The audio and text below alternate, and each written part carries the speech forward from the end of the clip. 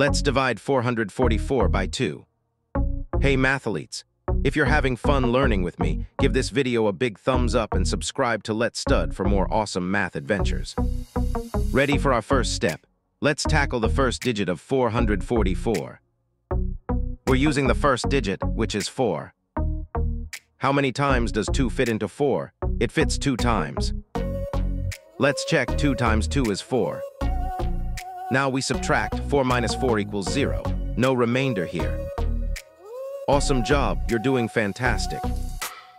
On to the next digit. Time for step 2. Let's bring down the next digit. We bring down the next 4, making our new number 4. How many times does 2 go into 4? You got it, 2 times.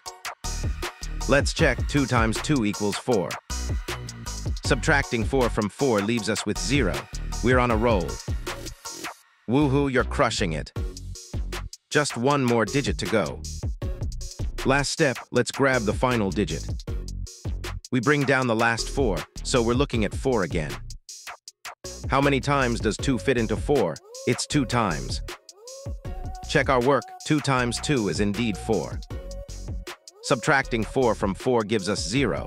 We finished with no remainder. You did it, that's the end of our division. We're all done, great work. The answer is 222.